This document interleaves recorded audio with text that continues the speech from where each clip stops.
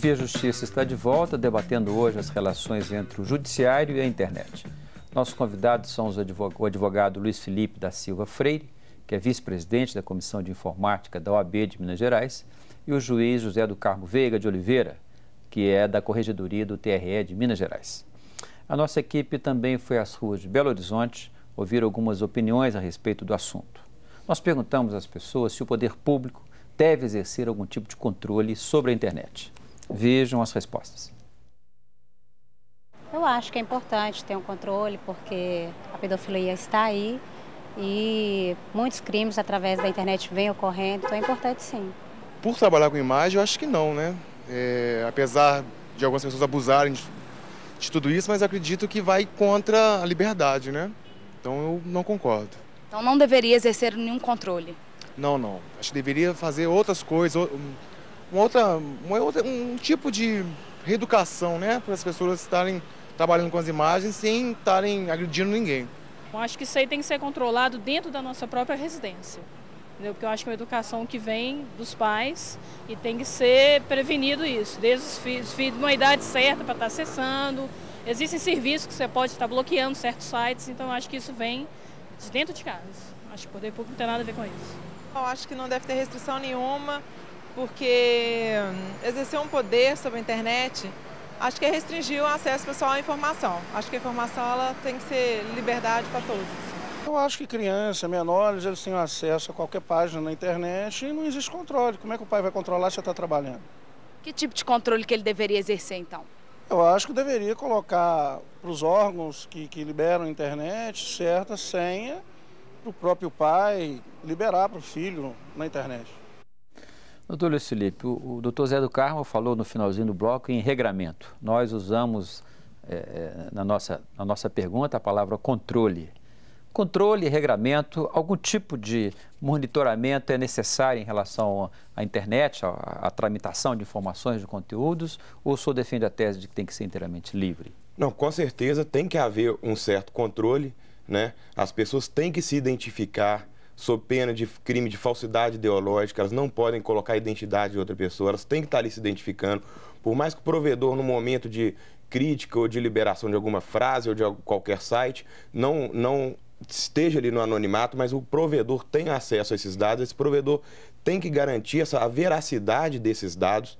E nessa questão do Google e da Yahoo, é importante esclarecer um ponto que o meu entendimento é que a China é um exemplo diferente, ela tem uma censura política, então ela criou filtros para proibir pesquisas de determinadas palavras de cunho político, social e etc. O Brasil, a nossa Constituição garante a liberdade de comunicação, a liberdade de imprensa. Então, aqui no Brasil, eu acho que não seria o caso da Google, da Yahoo e da Microsoft aplicarem essa iniciativa, essa Global Initiative.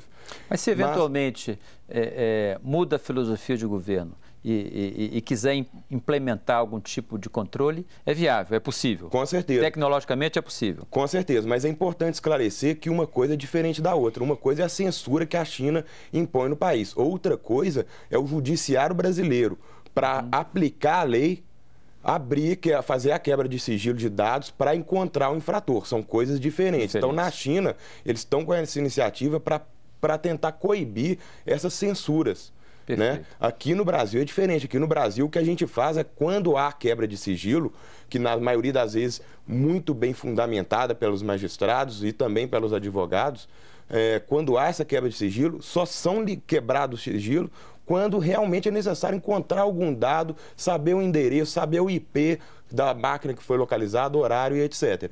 Doutor Zé do Carmo, o senhor comentava comigo antes do programa que garantir a liberdade, a Constituição garante a liberdade, mas a Constituição também impede o anonimato, é isso? Exatamente. Essa é a chave da questão? É a chave da questão. Porque toda liberdade, ela tem que ser responsável. No nosso contexto de internet, nós encontramos todo tipo de matéria. E sem identificação ou identidade de quem lança essas matérias. Então, eu tenho para mim que, da mesma forma que você poderia, por exemplo, identificar a questão da paternidade biológica num banco de sêmen, esse banco tem que ter esse controle de identificação. A tecnologia permite isso. Permite e o projeto de lei que já está há alguns anos em tramitação no Congresso exige essa identificação exatamente para resguardar, usando a linguagem comum, quem é o pai da criança. Uhum. Analogicamente, nós estamos na mesma situação. Toda pessoa que lança uma informação, ela tem que ser responsável por esse conteúdo. Quer dizer, um crime de calúnia, por exemplo, na internet, ele, em tese, é igual a um crime de calúnia cometido no púlpito de uma igreja, no palco de um teatro? Pelo jornal. Pelo jornal. Forma. Inclusive, agora recente, o ministro Joaquim Barbosa, no TSE, lavrou um voto assim, de extraordinária inteligência, equiparando os sites aos jornais impressos. Perfeito. Então, nós estamos dentro dessa realidade hoje. Diante das denúncias que têm surgido, o Ministério Público em Minas fez um acordo com os provedores para tentar proteger os usuários. A promotora nos fala sobre isso. No ano já de 2007, o Ministério Público já sentindo este crescente número de crimes que estavam sendo, inquéritos sendo feitos, encaminhados ao Ministério Público com relação à prática de crimes pela internet, nós notamos a necessidade de contactar alguns provedores de acesso ou de conteúdo. Um deles foi a Google, porque nós, que é a gerente, vamos dizer, a proprietária do site de relacionamento Orkut, que é hoje, na promotoria, comprovadamente o vilão, o grande vilão. 85% das nossas denúncias aqui dizem respeito ao Orkut. Então, nós queríamos uma ferramenta ágil para fazer a intervenção ágil e rápida, para descobrir ali o usuário, mas sempre focando naquele que está fazendo o mau uso da rede, ou seja, está usando um site de relacionamento como esse, por exemplo, o Orkut, para praticar crimes. E nós fizemos, então, um acordo desde 2007. Esse acordo nos dá uma ferramenta online.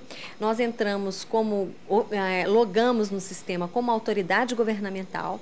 A partir do momento que nós estamos no sistema, nós fazemos o pedido de providência que nós desejamos de forma rápida e também o pedido de exclusão de perfis ou comunidades que estão praticando crimes de certa forma, uma incitação, apologia de crime, os próprios crimes contra a honra, a gente tem intervido nesse primeiro momento e pedido também a preservação da prova.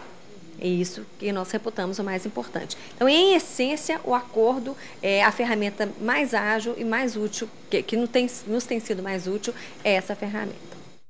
Doutor Luiz Felipe, a doutora Vanessa fala nesse acordo, que sem dúvida parece um avanço, mas seria necessário caminhar para que esse tipo de acesso que ela disse que o Ministério Público está tendo para pedir a retirada de sites e coisas assim, que isso evoluísse para uma legislação a esse respeito?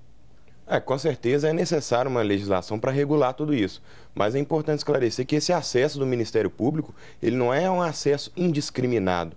Ele é um acesso justificado mediante denúncias e etc. de crimes que estão ocorrendo. Eles não simplesmente entram lá e fiscalizam a vida de qualquer um, como acontece na China, por exemplo, que tem uma censura muito grande, o governo tem acesso a tudo, fiscaliza, qualquer um esteja incorrendo em crime ou não. Todo mundo tem a privacidade violada. Não é o caso aqui no Brasil. O que demonstra, inclusive, uma iniciativa positiva do Google para ajudar as autoridades brasileiras a solucionar esses crimes.